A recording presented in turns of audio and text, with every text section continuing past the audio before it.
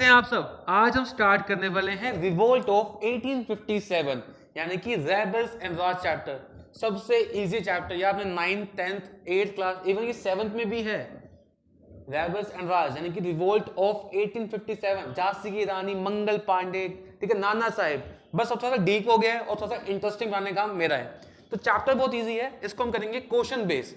Tagline वही है, जब कॉन्सेप्ट होगा क्लियर तो नहीं होगा फियर, तो कॉन्सेप्ट को करो क्लियर। तो रिवोल्ट ऑफ 1857 स्टार्ट होता है 10th मई। रिवोल्ट ऑफ 1857 को स्टार्ट होता है 10th मई। कब स्टार्ट हुआ था? 10th मई में। कहां पे स्टार्ट हुआ था? मेरठ। कैसे रन करोगे? एम एम, तो मई में स्टार्ट हुआ था मेरठ में। अब ये रिवोल्ट स्टार्ट हुआ क्यों, मतलब ऐसा कौन सा इमीडिएट कॉज था या ऐसा कौन सा कारण था जिसकी वजह से रिवोल्ट स्टार्ट हुआ?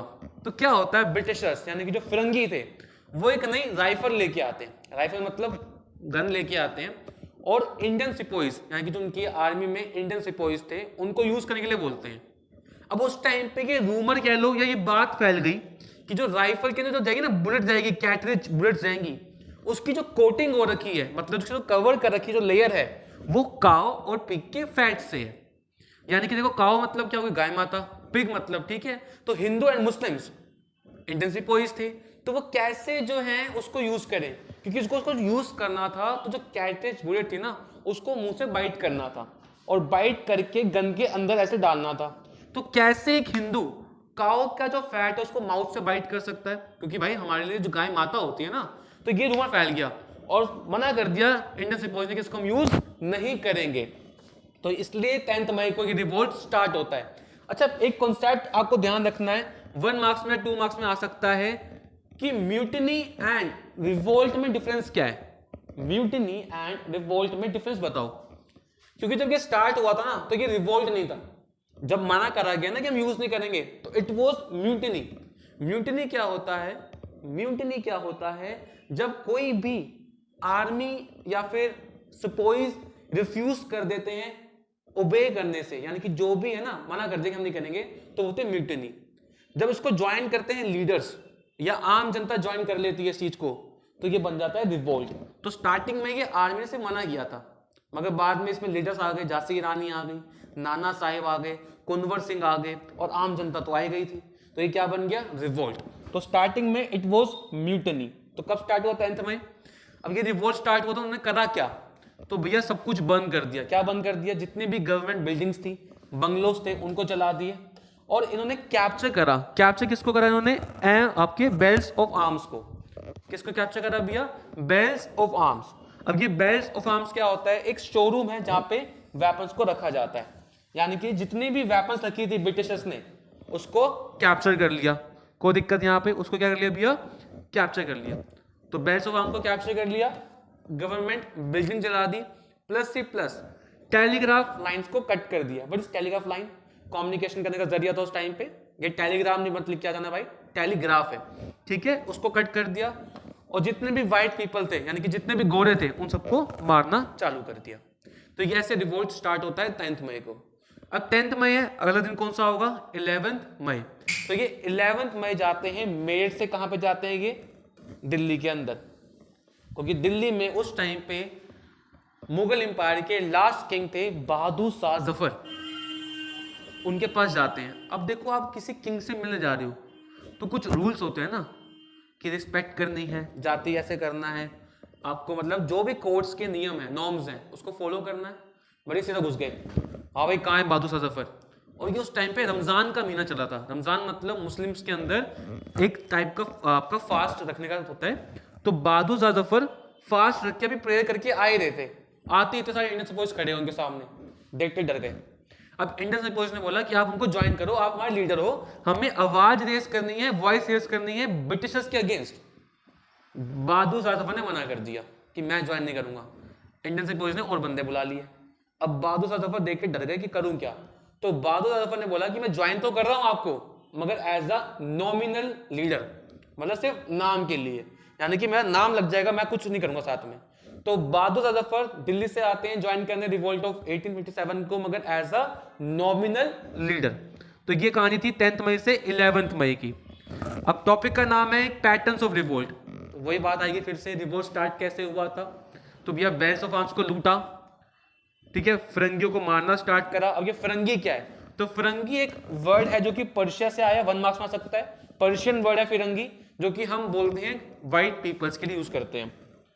जैसे आज चले जाओ चांदनी चौक, चले जाओ बहारगंज, चले जाओ, कितने फिरंगी आए होते हैं, बोलते हैं फिरंगी घूम रहा है, मतलब वाइट पीपल, ठीक है। अब आता है कि म्यूटिनी स्टार्ट कैसे हुई थी। तो म्यूटिनी जब भी लोगों को इकट्ठा करना है, यानी कि इंडियन सिपोइस को इकट्ठा करना है जब भी, तो कुछ सिग्नल्स थे। क्या सिग्नल्स थे, गन को फायर करा, जैसे गन को फायर करेंगे इसका सिग्नल कि सबको इकट्ठा होना है। उसके अलावा और क्या चीजें थी भैया, बेल होती, बेल ऐसे बजाने वाली, उससे इकट्ठा कर लिया लोगों को, ये सब था। साथ ही साथ ये लोग अनाउंसमेंट कर रहे थे, जो लीडर्स थे वो अनाउंसमेंट कर रहे थे। अनाउंसमेंट मतलब क्या है यहाँ पे, प्रोक्लेमेशन, कि हाँ भाई आजा ज्वाइन करो, इसका मतलब क्या होता है अनाउंसमेंट। कौन सी लैंग्वेज में कर रहे थे, Hindi, Persian, Urdu, 1 marks question, Hindi, Urdu, Persian.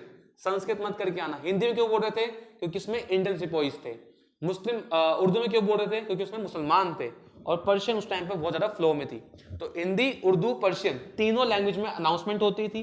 तो भाई बेस्ट सिग्नल क्या था, गन से फायर करा या बजा के बुला लिया, अनाउंसमेंट करी। अब इसके बाद क्या हुआ था, बेल्स ऑफ आर्म्स को लूट लिया इन लोगों ने, साथ ही साथ गवर्नमेंट बिल्डिंग्स को चला दिया, टाइगर फ्लाइन कट कर दी। अब क्या होता है, इंडियन सिपोइस ने इंडियंस को ही मारा। क्यों मारा, क्योंकि कुछ ऐसे जमींदार जो कि चमचे बन चुके थे फिरंगी के, यानी कि इंडिया के होके इंडिया की गद्दारी कर बे, गद्दारी कर बे, क्या करते पे भाई, गद्दारी कर बे। तो जैसे गद्दारी कर रहे थे उनको मारा। कौन सी जगह के जमींदार थे जो गद्दारी कर रहे थे, मतलब अपना साथ नहीं दे रहे थे, BKL, बरेली, कानपुर, लखनऊ, बरेली, कानपुर, लखनऊ, यानी कि मेजर टाउन्स कौन से थे रिवोल्ट के, बरेली, कानपुर एंड लखनऊ। तो यहाँ पे टॉपिक खत्म होता है, मगर एक लास्ट लाइन है जो कि आपको ध्यान देनी है। अब इंडियन सिपोइस का ये रूप देख के ब्रिटिशर्स गए डर, और एक ब्रिटिशर ने एक स्टेटमेंट पास कर दी। ब्रिटिशर ने एक जो है स्टेटमेंट पास कर दी। अब वो स्टेटमेंट क्या थी, उन्होंने बोला, एक ब्रिटिशर ने, कि हमारा जो एम्पायर है, जो ब्रिटिश रूल है, वो ऐसे गिर रहा है जैसे कि हमें ताश के पत्तों से बना रखा हो। इतना डर गए वो लोग, क्योंकि इतना डाउनफॉल आ गया ब्रिटिश रूल के अंदर कि उन्होंने एक एग्जांपल दिया कि हमारा एम्पायर ऐसे गिर रहा है जैसे कि ताश के पत्तों से बनाया था हमने, ठीक है। तो ये स्टेटमेंट किसने पास की थी, खुद ब्रिटिशर ने, यानी घबरा गए थे इंडियन से वो लोग। अब आता है क्वेश्चन भी यहां से रेज होता है, टॉपिक का नाम है लीडर्स इन द रिवोल्ट। तो क्वेश्चन ये आता है कि ऐसे लीडर्स ने कौन कौन से, मतलब क्या काम किया था, what are the roles played by the leaders in the revolt of 1857। या जहां पे भी लीडर वर्ड आ जाए आंसर यहीं से आएगा, ठीक है भाई। तो क्वेश्चन आता है लीडर्स के ऊपर, तो कौन कौन से लीडर्स थे। तो सबसे पहले आते हैं, मैं ये लाइन वाइज क्यों करवा रहा हूं, आप आगे पीछे कर सकते हो, बट 2 ही ऐसे लोग हैं जिनके बारे में ज्यादा कंटेंट गिवन है, मतलब लाइंस लिख सकते हो, बाकी सबके सिर्फ एक एक लाइन है कि वो कहां से है। तो इसलिए आप ये 2 मेन पे फोकस करोगे, क्योंकि यहां से एमसीक्यू तो हर किसी से आएगा ही आएगा, कौन कहां से था, बट जब लिखने को आएगा तो कंटेंट इन्हीं के 2 ज्यादा रखा एनसीईआरटी में। मैं चाहूं तो आपको इसका भी दे सकता हूं कंटेंट, मगर जब एनसीईआरटी ही नहीं दे रही है तो मैं कैसे दे सकता हूं। अगर आप लिख के आओगे आपको मार्क्स नहीं मिलेंगे। तो आप भाई 2 पे फोकस करना है आपको ज्यादा। तो सबसे पहले आते हैं शाहमल। शाहमल कौन थे, इनकी ये रही फोटो, शाहमल ये यूपी से बिलोंग करते थे, और ये एक जाट कल्टीवेटर क्लैन से थे, यानी कि ग्रुप ऑफ जाट कल्टीवेटर के ये क्लैन से थे। अब ये 84 देश वर्ड लिखा भी हुआ है एनसीईआरटी में भी, मैंने यहां पे लिख दिया है 84 देश, ठीक है। 84 देश का मतलब क्या होता है, 84 विलेजेस, यानी कि यहाँ पे देश का मतलब क्या है, विलेजेस, एंड 84 मतलब क्या है, 84 विलेजेस। इसका सेंस क्या हुआ, तो शाहमल जो कि यूपी से बिलोंग करते थे, ठीक है, शाहमल जो कि यूपी से बिलोंग करते थे, 84 विलेजेस के अंदर ये घूमे। ये क्यों घूमे 84 विलेजेस के अंदर, ये चाहते थे जो लोग हैं ना इनके साथ यूनाइट हो और वॉइस रेज करें किसके अगेंस्ट, ब्रिटिशर्स के अगेंस्ट। तो ये कितने विलेज में घूमे थे, 84 देश, यानी कि 84 विलेजेस में घूमे। ये कहां से बिलोंग करते थे, यूपी में एग्जैक्ट जगह ये लिखी हुई आपके सामने, 1 मार्क्स में आ सकती है। अब क्या हुआ है, तो जाट, देखो भाई ऑफेंस मत होना, अब जाट का आज के टाइम पे मेन काम क्या है, कब्जा करना, ठीक है भाई। जाट कैसे छोड़ते, कब्जा करना। तो भैया जाट हैं अंदर से, तो अब क्या हुआ, अंदर से क्या होता है, मतलब इनके वॉइस क्या होती है अंदर से, एक ब्रिटिशर्स का बंगलो खाली पड़ा हुआ था, बंगलो खाली पड़ा है, कब्जा करने का मौका है, इन्होंने ले लिया अपने अंडर। यानी कि एक ब्रिटिशर्स का एक बंगलो खाली पड़ा था, एक इंग्लिश ऑफिसर ब्रिटिशर का बंगलो खाली पड़ा था, उसको कन्वर्ट कर दिया हॉल ऑफ जस्टिस में, यानी कि जाके बैठ गए और वहां पे जाके इंसाफ करते हैं, मतलब कुछ भी कोई आ रहा है लेके विलेजर अपनी प्रॉब्लम, वहां ये करेंगे। यानी कि इन्होंने इंग्लिश बंगलो को कन्वर्ट कर दिया किसके अंदर, हॉल ऑफ जस्टिस के अंदर। अब इनकी डेथ कब हुई थी, तो भैया जनवरी, फरवरी, मार्च, अप्रैल, मई, जून, जुलाई। जस्टिस की स्पेलिंग किससे स्टार्ट होती है, जे से। जुलाई में डेथ हुई थी, बड़े हैं भैया, जुलाई बाद में आता है, जून के बाद। जुलाई में जस्टिस याद कर लो, इन्होंने कन्वर्ट किया था हॉल ऑफ जस्टिस को। इनकी डेथ कब हुई थी, तो रिवोल्ट के टाइम पे इनकी डेथ हुई थी किसी बैटल के अंदर। कब हुई थी भैया, जुलाई 1857। तो कंटेंट मिल गया, क्या क्या लिख के आओगे, यूपी में कहां से बिलोंग करते हैं, जाट कल्टीवेटर थे, 84 विलेजेस घूमे थे, इन्होंने भी डॉक्यूमेंट्स को जला दिया था, ठीक है, और इन्होंने हॉल ऑफ जस्टिस बनाया, इनकी डेथ कब हुई। इसके बाद आते हैं मौलवी अहमदुल्ला शाह, जिनका दूसरा नाम क्या है, डंका शाह। तो मौलवी अहमदुल्ला शाह, जिनका दूसरा नाम क्या है भैया, डंका शाह। अब इनको डंका शाह क्यों बोलते थे, क्योंकि जहां भी जाते थे ना पालकी में बैठ के जाते थे। अब देखिए पालकी में बैठ के जा रहे हैं तो इनके आगे ना ड्रम बजाने वाले लोग थे, ड्रम बजा के जाते थे, तो डंका शाह। तो मौलवी Ahmadullah Shah is also known as Danka Shah, और ये एक इंपॉर्टेंट लीडर है रिवोल्ट ऑफ 1857 के अंदर। अब ये कहां से बिलोंग करते हैं आपको वो लिख के नहीं आना, मगर इनकी एजुकेशन कहां पे हुई थी, हैदराबाद में। अब ये लोगों को किस बेस पे अपने साथ यूनाइट कर रहे थे, तो जिहाद के नाम पे। अब जिहाद आज के टाइम पे कुछ लोगों को अलग लग रहा होगा, मगर उस टाइम पे जिहाद का मतलब कुछ और है, इट्स अ रिलीजियस वॉर। यानी कि इन्होंने लोगों को बोला, इंडियंस को बोल लो या फिर आप मुस्लिम्स को बोल लो कि आ जाओ हमें वॉइस रेज करनी, किसके अगेंस्ट, ब्रिटिशर्स के अगेंस्ट, क्योंकि ये जो रिवोल्ट है ये एक रिलीजियस वॉर है। क्योंकि याद करो मेरे भाइयों, याद करो रिवोल्ट स्टार्ट क्यों हुआ था, कैटरेज बुलेट।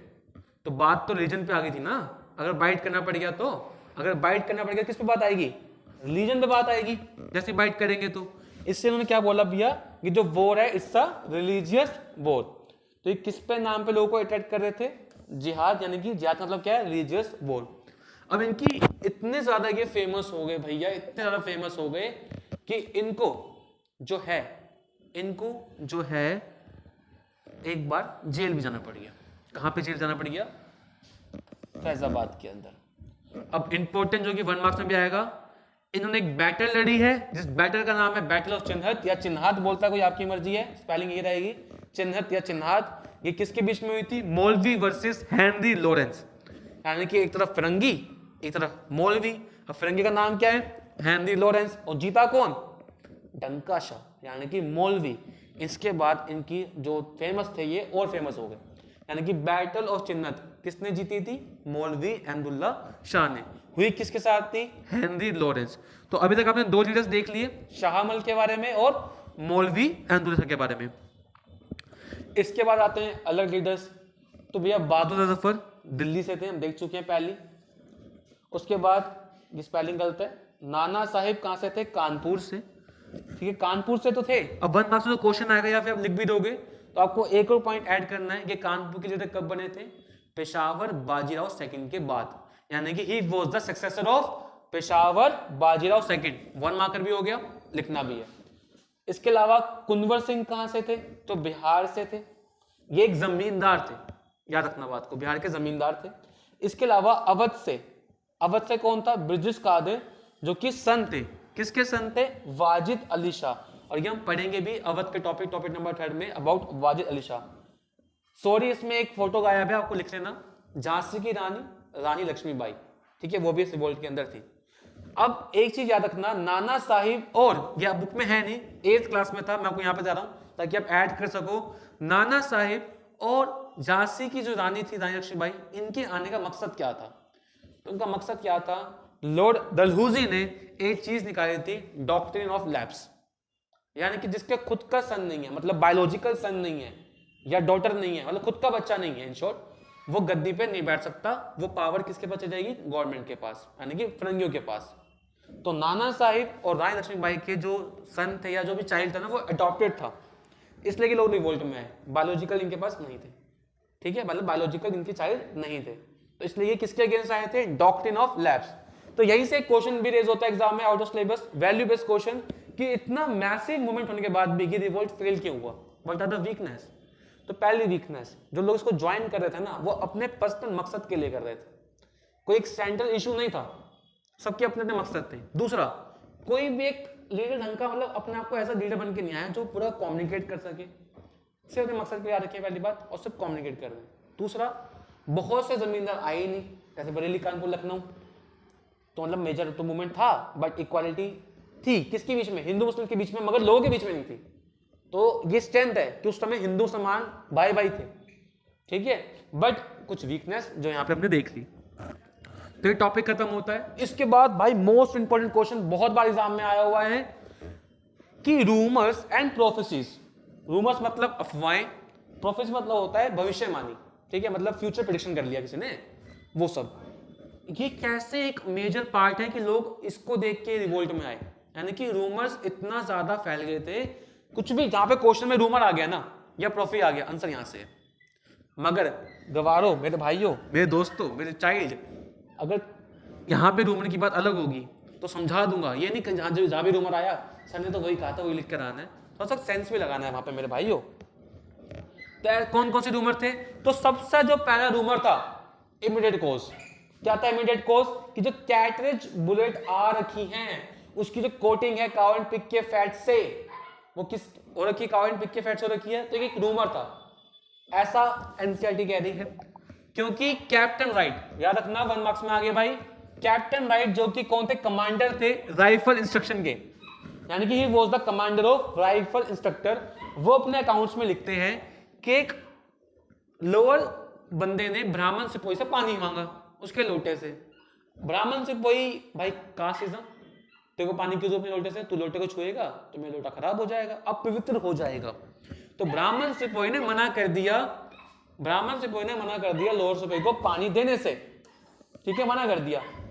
तो भाई लोअर सिपाही गुस्सा हो गया, तो उसने गुस्से गुस्से में बोल दिया you will lose your caste as are long you will have to bite cartridge bullets. यानी कि उसने गुस्से गुस्से में बोल दिया कि जो कैटरेज बुलेट को जैसे आप बाइट करोगे तो आपका जो धर्म है भ्रष्ट अपने आप हो जाएगा।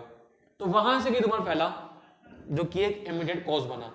तो ऐसा एनसीईआरटी कह रही है, अकाउंट्स भी कह रहे हैं कि it was a rumour, reality नहीं थी कि जो काउ एंड पिग का फैट हो रखा है, इट वाज अ रूमर। तो इसकी वजह से रिवोल्ट हुआ ना भाई। तो पहला रूमर तो ये था। दूसरा रूमर ये फैला हिंदू और मुस्लिम्स के बीच में कि जो ब्रिटिशर्स है वो हिंदूज का एंड मुस्लिम्स का रिलीजन को बर्बाद करना चाहते हैं and want to convert into Christianity, ठीक है। तो इसका रिलीजियस वॉर होगी तरीके से। अब ये बात और क्यों फैल गई, तो ऐसे एक रूमर फैलाया गया कि जो मार्केट में आटा है ना, जो मार्केट में आटा है उसके अंदर बोन का डस्ट मिलाया जा रहा है, यानी कि बोन का पाउडर मिलाया जा रहा है। किसकी बोन का, काउ एंड पिग, जो आटा मार्केट में बिक रहा है। अब भाई आटा में के अंदर क्या मिक्स है, बोन डस्ट। किसका बोन डस्ट, मतलब किसका पाउडर बोन का, काउ एंड पिग। जैसे खाएंगे तो डस्ट हो जाएगा। तो ये रूमर फैला, तो लोग और रिवोल्ट में आए, इनकी ऐसी की तैसी हमें कैसे खिला सकते हैं ये लोग। तो ये रूमर फैला। तो दो रूमर हो गए, कैटरेज बुलेट एंड आपका ये बोन डस्ट वाला। तो दो रूमर्स क्लियर हो गए। अब जो थर्ड है ना वो कोई रूमर नहीं था, इट वाज अ प्रोफेसी, यानी कि फ्यूचर प्रेडिक्शन। तो भाई ब्रिटिशर्स का रूल इंडिया में कब आया था, after battle of Plassey. Battle of Plassey कब हुई थी, 1757 में। कब हुई थी बैटल ऑफ प्लासी, 1757 में, 23 जून। मैंने यहाँ पे 1857 क्यों लिखा है बताऊंगा इसका मतलब, ठीक है। मेरे को डेट याद है मेरे भाई, 1757 में हुआ था 23 जून को बैटल ऑफ प्लासी। इस बैटल के बाद ब्रिटिशर्स का रूल एस्टैब्लिश हो गया। तो उस टाइम पे किसी बंदे ने फ्यूचर प्रेडिक्शन करी थी कि जो ब्रिटिशर्स आए वो 100 साल के लिए आए हैं। कितने साल के लिए आए हैं भाइयों, 100 साल के लिए आए हैं, फिर चले जाएंगे। तो 1757 प्लस 100 करो, कितने हो गए, 1857 हो गए भाई। रिवोल्ट कब स्टार्ट हुआ था, मई में। जनवरी, फरवरी, मार्च, अप्रैल, मई, जून तक चले जाएंगे। तो लोगों ने सोचा भाई यही मौका है, रिवोल्ट में आ जाओ, भाग जाएंगे ब्रिटिशर्स। क्योंकि उस बंदे ने की बात बोली थी 100 साल के लिए आए हैं, तो शायद इसलिए कि मुद्दा उठाए। एग्जाम्पल दूं भाई, 2012 में ये रूमर फैला था कि दुनिया मरने वाली है। किसको याद हो, 2012 के अंदर दुनिया खत्म हो जाएगी, ठीक है, मरने वाले से खत्म हो जाएगी दुनिया। तो ये रूमर फैला। तो मेरे पापा मैंने छुट्टी करवा दी मेरी कि सब साथ मरेंगे। कुछ हुआ कुछ हुआ, आज यहीं पड़े हुए हैं। तो भाई यही बात थी उस टाइम पे, लोगों के दिमाग में आया कि 100 साल पहले किसी बंदे ने कहा था 1757 23 जून को कि 100 साल के लिए आए हैं और ये सब स्पाइक उठ रहा है। उनको लगा शायद जान के स्पाइक उठ रहा है, उसकी भविष्यवाणी सच होने वाली है, तो रिवोल्ट को ज्वाइन करो। तो भैया these are the rumours and prophecies जिसकी वजह से रिवोल्ट एक मैसिव मूवमेंट बना और पीपल जो आम जनता थी वो भी इसके अंदर आई। तो जब भी क्वेश्चन आता है कि रूमर्स ने एक अच्छी गेम खेली, अच्छी गेम मतलब क्या है, यहाँ पे एक रोल प्ले करने के लिए मजबूर कर दिया आम जनता को, तो आंसर यहां से आएगा, कोई दिक्कत। अब जो इसके बाद टॉपिक आता है हमारा वो है कि लोग बिलीव कर क्यों रहे थे रूमर्स में, लोग बिलीव कर क्यों रहे थे।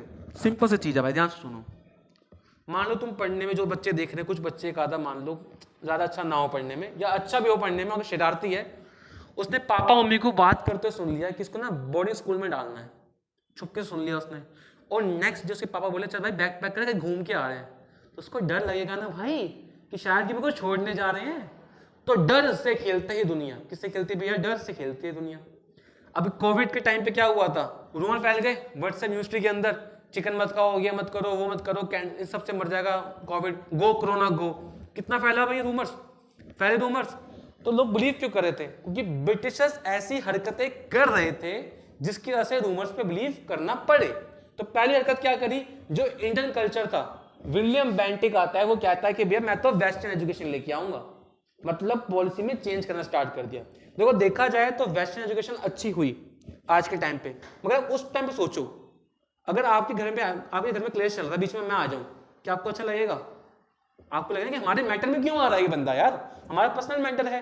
तो ऐसे उस टाइम पे जब कोई बाहर का फिरंगी आके हमारी पॉलिसी चेंज करेगा तो लोगों को डर लगेगा ना कि भाई ये हरकतें क्यों कर रहा है।